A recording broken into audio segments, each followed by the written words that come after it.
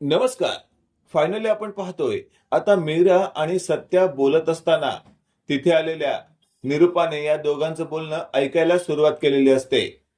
त्यावर मीरा म्हणत असते, आपल्याला असं काहीतरी केलं पाहिजे ना, की फायनली आपल्याला आता या केसमधून थेट बाहेर पडता आलं पाहिजे. त्यावर सत्या म्हणत असतो, आता शेवटचा एकच उपाय, आता मला माझी सत्यागिरी दाखवावी लागेल. त्यावर आता मीरा म्हणत असते, हे बघा, डोक्यात राग घालून घेऊ नका. आपल्याला भलतं सलतं काही करायचं नाहीये.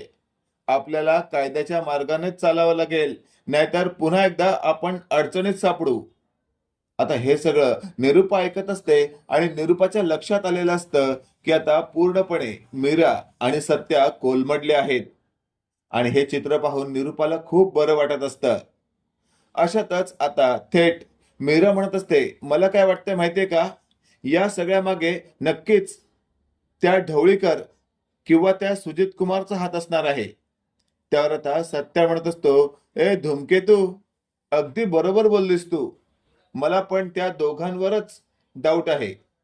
आणि अशातच आपण पाहतोय आता थेट सत्याने धूमकेतूला असं म्हटलेलं असतं, तू तर बघ मी काय करतो. आणि सत्या आता एक फोर व्हीलर गाडी घेऊन थेट सुजित कुमारला गाठायला निघालेला असतो. समोरनं सुजित कुमार येताना सत्याला दिसलेला असतो आणि सत्याने लगेचच गाडीतून बाहेर येत सुजित कुमारची गचांडी धरलेली असते आणि चांगलंच त्याला फटके देत झाडावर फटकवलेलं असतं. सुजित कुमार म्हणत असतो, काय रे सत्या, काय डोकं बिकं फिरले का तुझं? असं का वागतोयस तू?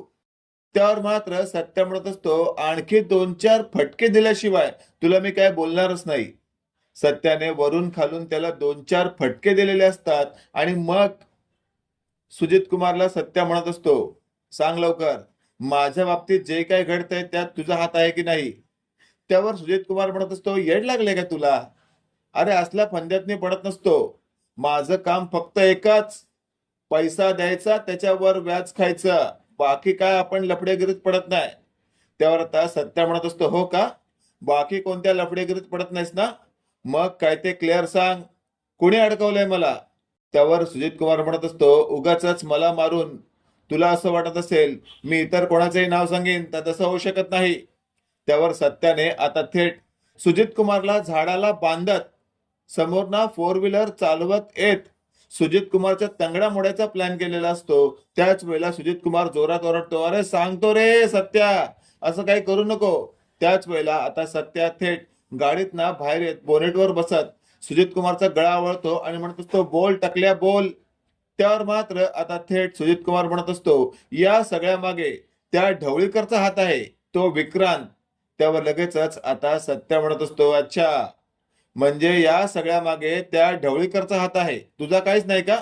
त्यावर सुजित कुमार म्हणत असतो, नाही म्हणजे तसा नाहीये, पण सगळा प्लॅन त्याचाच होता, मी फक्त हू हू केलं.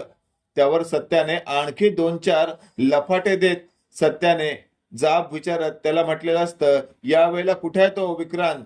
त्यावर लगेचच आता सुजित कुमार म्हणत असतो, आता बरोबर 10:15 तो माझ्या ऑफिसमध्ये येईल.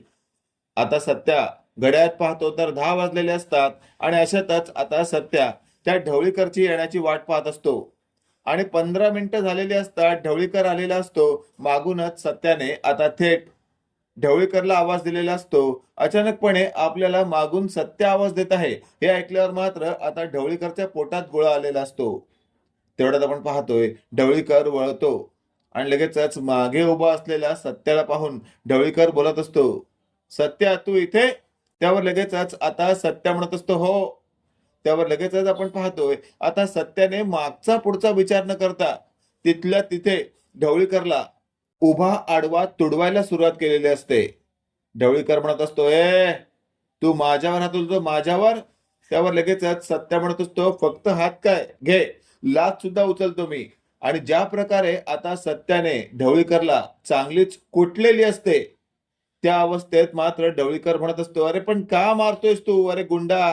त्यावर मात्र आता थेट सत्या म्हणत असतो, नालायका, मला नकली खुनामध्ये अडकवलंयस का तू? त्यावर लगेचच आता ढवळीकरची अवस्था अशा पद्धतीने केल्यामुळे ढवळीकर बोलत असतो, ठीक आहे ठीक आहे, मारू नको मला. आणि तेवढंच आपण पाहतोय फायनली आता ढवळीकरची गचांडी पकडत सत्याने पोलीस स्टेशनमध्ये त्याला आणलेलं असतं. तिथे आणलेल्या ढवळीकरची अवस्था पाहून तिथे असलेल्या इन्स्पेक्टरने आता सत्याला जाब विचारलेला असतो. काय करतोस तू हे? एका प्रतिष्ठित माणसाला अशा पद्धतीने तुडवून तू थेट पोलीस स्टेशन मध्ये कसा काय आणू शकतो? त्यावर सत्या म्हणत असतो, म्या सत्या हाय सत्या, नेहमी सत्याच्या बाजूनेच चालणारा. या तुझ्यासारख्या फालतू लोकांच्या मित्राला मी सोडणार नाही. आणि लगेचच आता इन्स्पेक्टर बोलतात, हे बघ, तू कायदा हातात घेतोस ना, मी आत्ताच्या आता तुला ढवळीकरवर मारहाण केल्याप्रकरणी अटक करू शकतो. तेवढ्यात आपण पाहतोय मीरा तिथे धावत आलेली असते. ती म्हणत असते, इन्स्पेक्टर साहेब, या ढवळीकरने आणि त्या सुजित कुमार टकल्याने सगळा गुन्हा कबूल केला आहे. हवं तर मी तुम्हाला व्हिडिओच्या माध्यमातून दाखवू शकते. आता मात्र मीराने आधीच या दोघांचा बोलतानाचा व्हिडिओ केलेला असतो आणि तो व्हिडिओच खूप मोठा पुरावा आहे. जर मी आता सत्याला आत टाकलं तर सगळे माझ्या विरोधात जातील, असा इन्स्पेक्टर स्वतःशी बोलत असतात. आणि त्याच वेळेला आता ढवळीकरला थेट तुरुंगात टाकावं लागतं, कारण ढवळीकरनेच सत्याला अडकवण्याचा प्लॅन केलेला असतो हे आता स्पष्टपणे समोर आलेलं असतं. आणि अशातच आता थेट सत्याच्या समोरच आता ढवळीकरला पोलिसांनी आत टाकलेलं असतं. ढवळीकरची अवस्था अत्यंत बिकट झालेली असते, कारण सत्याने त्याला आधीच चोपलेलं असतं.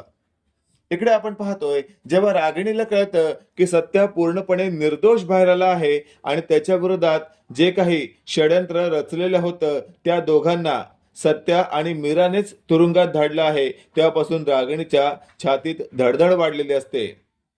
सत्या आणि मीरा घरी आलेले असतात. त्याच वेळेला तिथे आलेल्या सत्याला लगेचच आता देविका म्हणत असते, काय रे खुनी? आता खुनी हा शब्द ऐकल्यावर मात्र मीरा सत्याला म्हणत असते, तुम्ही थांबा, मी इथं समाचार घेते. आणि लगेचच आता नुकतीच पायातून काढलेली सँडल हातात घेत मीराने अक्षरशः देविकाला वरून खालून पाटून पुढून चांगलीच फोडून काढलेली असते. देविका म्हणत असते, ए मीरा, वेळ लागले का? काय करतेस तू? त्यावर लगेचच आता मीरा म्हणत असते, मी बोलणार कमी, हात चालवणार जास्त. आणि ज्या पद्धतीने आता देविकाला मीराने फोडून काढलेलं असतं, त्यानंतर लपूनच पाहणाऱ्या निरूपाने थेट स्वतःशी म्हटलेलं असतं, आता जर पुढे गेले तर ही मीरा माझ्यावर सुद्धा चांगलाच हात चाप करू शकते. आणि तेवढ्यात आता देविका म्हणत असते, माफ कर, पण एवढी उतावळी का झालीस तू?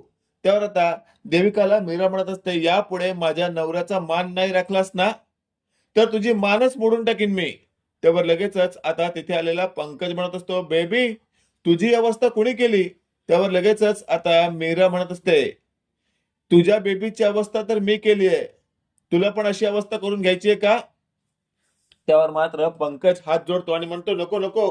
मित्रांनो, हा भाग तुम्हाला कसा वाटला कमेंट करून नक्की कळवा. आणि असेच नवनवीन अपडेट पाहण्यासाठी व्हिडिओला लाईक आणि चॅनलला नक्की सबस्क्राईब करा.